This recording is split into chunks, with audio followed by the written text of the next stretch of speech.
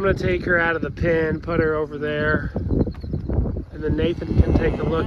It's a Sunday morning, so I'm putting her in this pen here, just a little bit closer to the chute. Man, that sun is bright.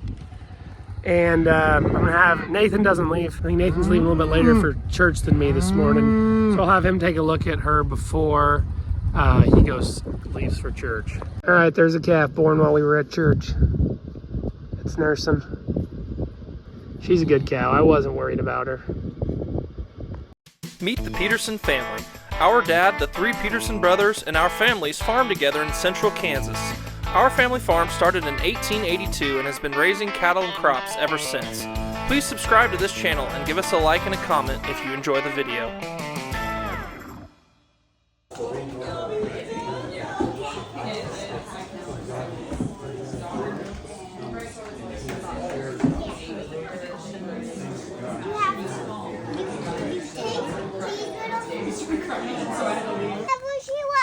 Because she's lucky. Brighton, why did you fill your boots with sand? Because it's your birthday? Working calves. Gotta swing this gate around here and kind of crowd them up where they individually each walk through. Hopefully one at a time, facing forwards. And so there they go. Once I get about 4 or 5 in there, I latch this in front of one of those, so then they can't push it back. It can only go forwards. And then I go and help give shots and the stuff at the chute again. So once we get this empty and the alley down to 1 or 2 head, I grab this, swing it around, open up for some more calves. And I'm looking to get, I don't know, 6, 8. If there's just 2 of us, I take a few more. If there's 3 people working, I only take like 5 or 6 at a time. Swing the gate back around. And hopefully they just find it themselves, then I don't have to push on them too much. I had a helper in my tractor this morning, Miss Ada, and we picked some flowers for Mom, so I almost forgot them.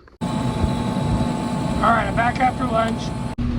Gonna listen to some K-State football post-game podcasts. 2-0. You can see there's the 2 windrows. They're kind of, the sedan's growing up underneath them. They fluff up a pretty good windrow. You can see he's doing work there. Try not to scratch the ground too much, but to pick up all the leaves. Holding up, all done.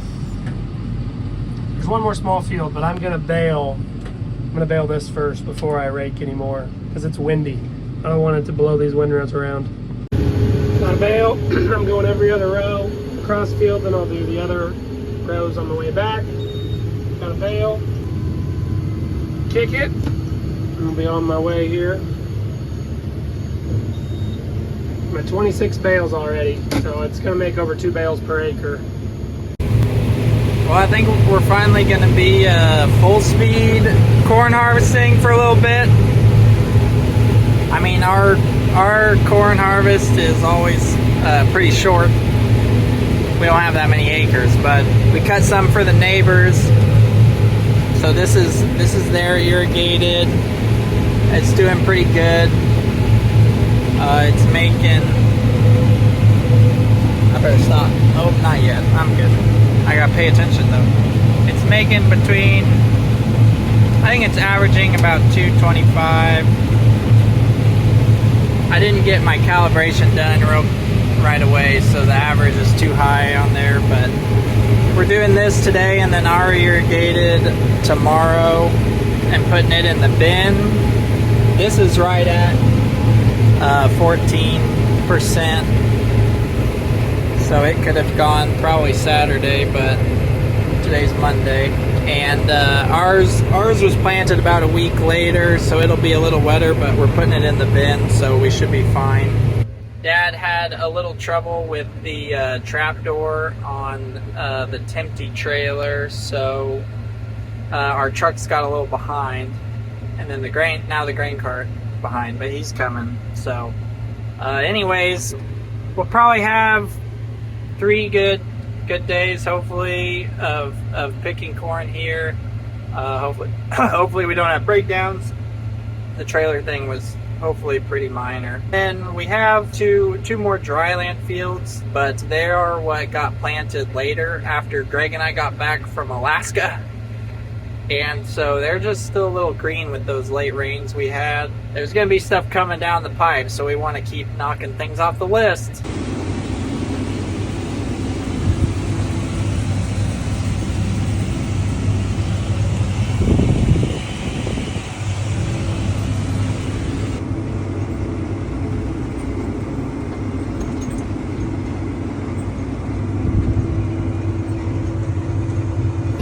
Almost done with this field. You have trash?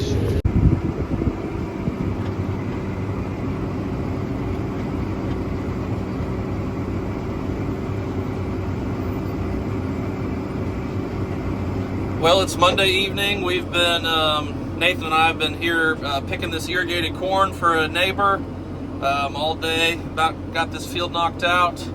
As you saw, Brighton's 3-year-old birthday party was yesterday, so we had fun on Sunday. Just had some fun with family, had fun celebrating her birthday. And but this week's going to be pretty busy with corn harvest. Dad's been hauling for us along with the neighbors, but Kendall, I think, has been doing hay work today. We haven't seen Kendall. It's just been Nathan and I and Dad over here, and Kendall's been doing hay stuff over at the home farm there. So this irrigated corn is yielding well over 200 bushel an acre. So irrigation this year once again proved to be very valuable for those who have it. We're hoping to cut our irrigated corn tomorrow, so we'll see if ours is kind of along those same lines we expect it to be. Feels pretty good to go from 70 bushel an acre dry land on Saturday or Friday, whenever that was, to 200 plus bushel an acre irrigated corn. The grain cart has to work a lot harder. I've barely had any time to film. We're kind of winding down to the end of the field now, so I'm able to finally pull out my phone and film something. But the loads come pretty fast when there's that much corn out there.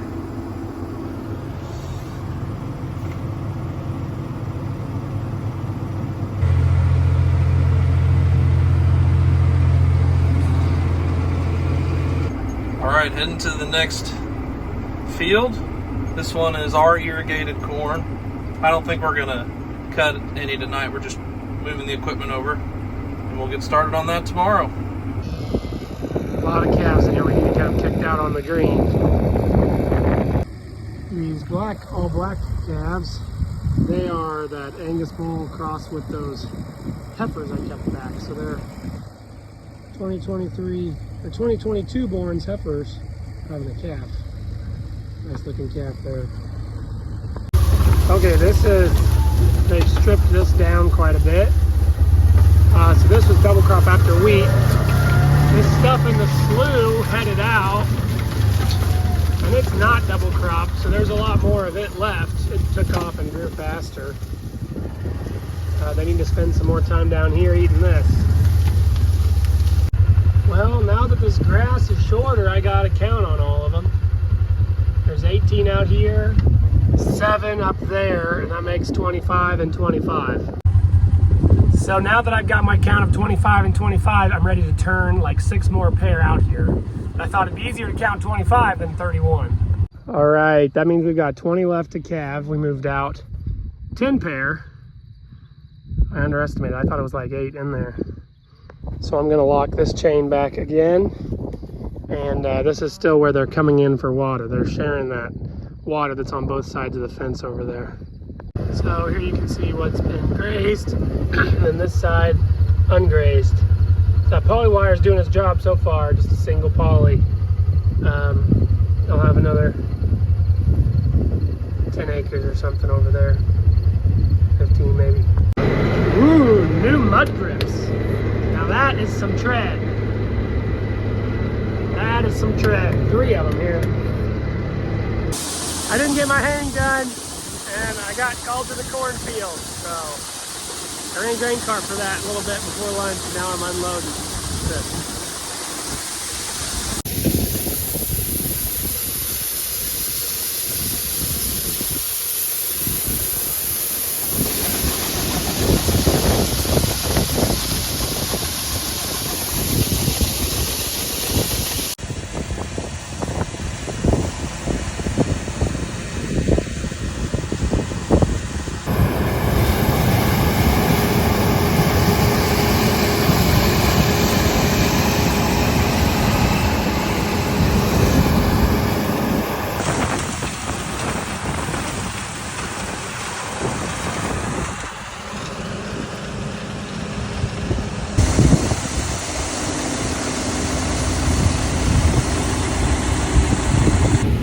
Okay, we're cutting our own irrigated field. It's doing pretty good. I was aiming for 225, so we're under that.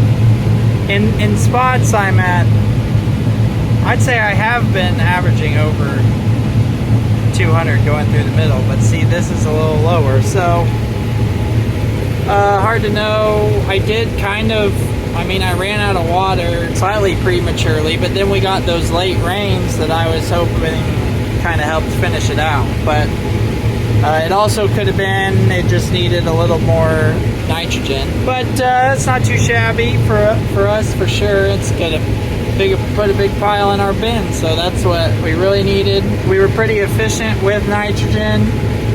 We're averaging more bushels than what we put on nitrogen, so we're over 1 bushel per pound of nitrogen, so that's usually pretty good for us.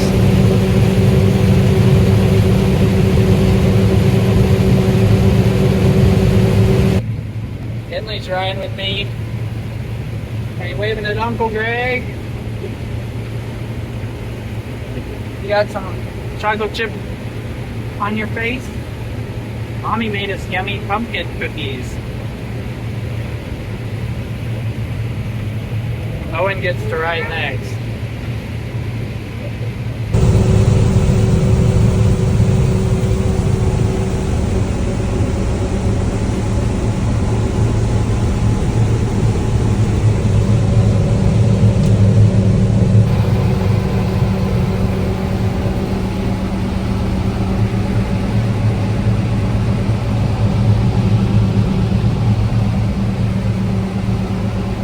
Ooh, what happened here?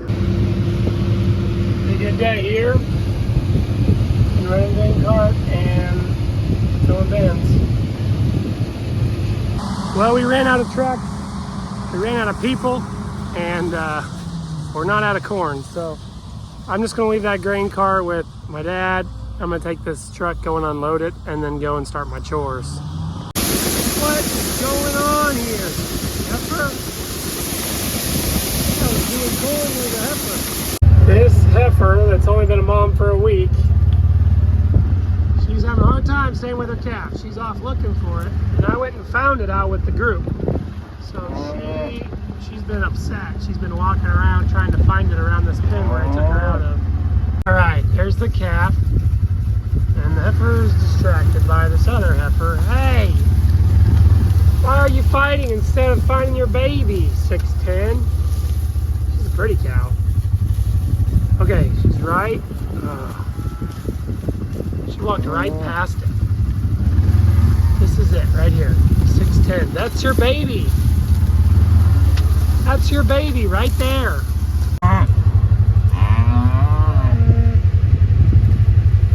There's your calf. It's been missing you.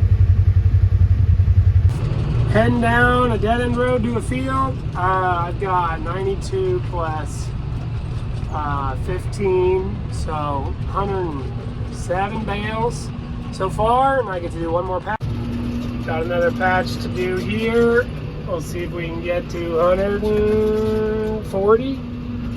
We're all done, Ada. We gotta fold up first.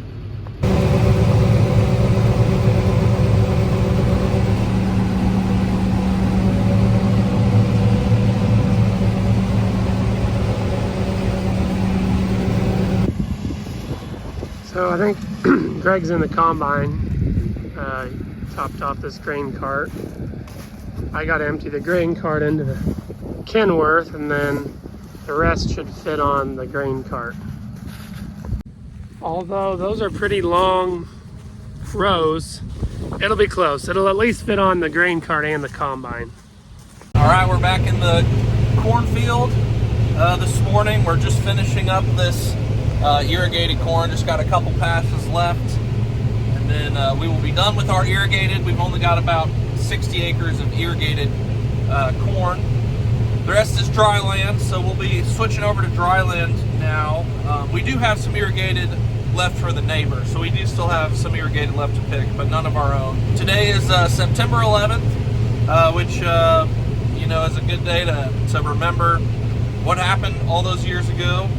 It's also my daughter's birthday, and so Brighton turns 3 today, but she, you know, we named her Brighton, hoping to kind of brighten the day that was a sad, dark day back in 2001. So we're celebrating Brighton's birthday today, and picking corn, and yeah, we'll see how the day goes.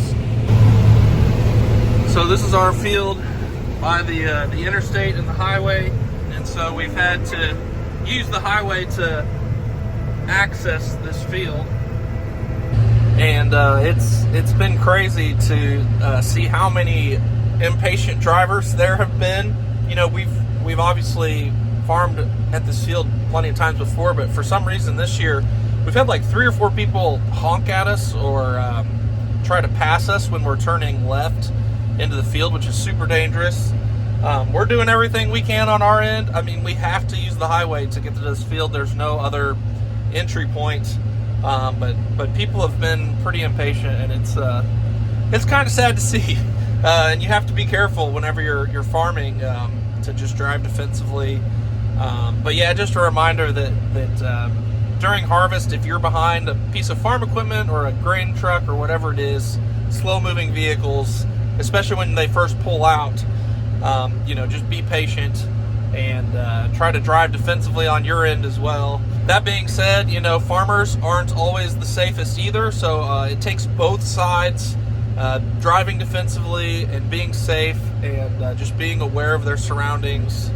So it's been a little frustrating this year with, you know, you're getting honked at, and it's like, what else am I supposed to do? Oh man, everyone on the interstate driving by can see I'm late with my grain cart duties. So the trucks have gotten a little behind, and I got caught here on the other end of the field, and Kendall's bringing me the grain cart, but I had to stop and wait.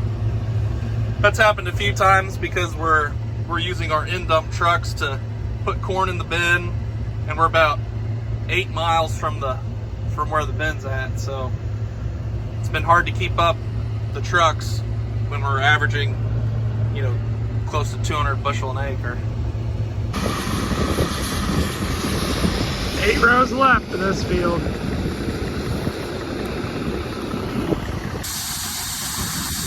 we're getting quite a bit. In here, we have less than 2,500 bushel to go, I would say. Because each ring is about 2,000.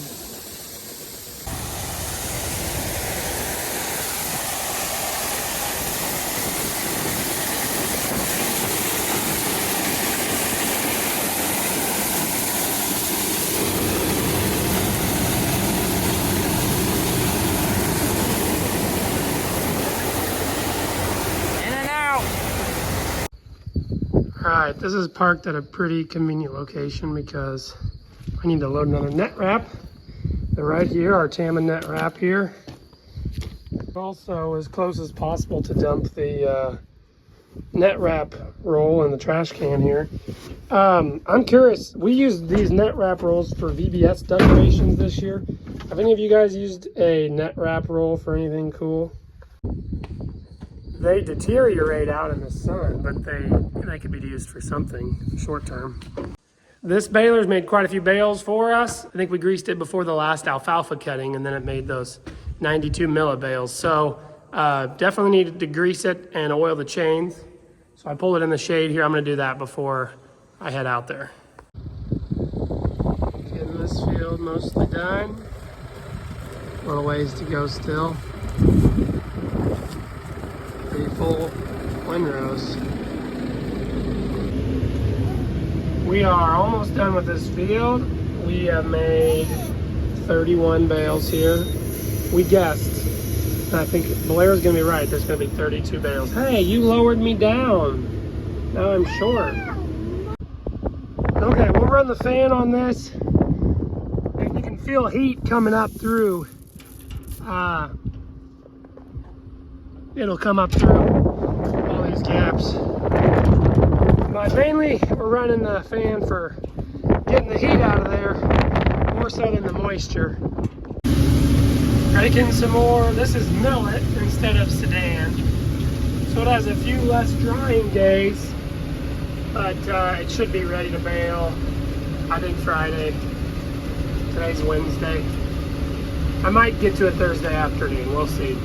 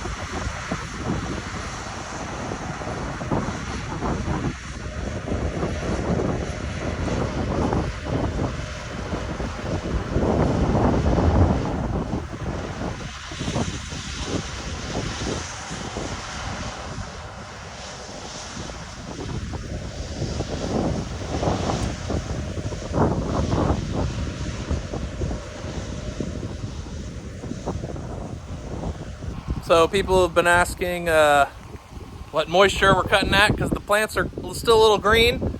This is a little under 16%, which is drier probably than most parts of the country when the corn looks like this. But this corn, our dryland corn kind of ran out of rain, ran out of water, so it kind of died. And this is just kind of how it looks on those years where it's droughty and it dies. And it's kind of slow to dry down. Some years we're combining corn this dry earlier in the year, so but it's a little misleading. And then of course when it dies like it did, a lot of the pigweeds start coming through there. None of these pigweeds were here, a month ago or whatever. So the weeds like to come through when it's dry and the corn dies. Thanks for watching, everyone. Check out our music videos linked in the description. You can also follow us on Facebook, Instagram, TikTok, Twitter, Snapchat, and explore our website, www.petersonfarmbrothers.com. See you guys next time.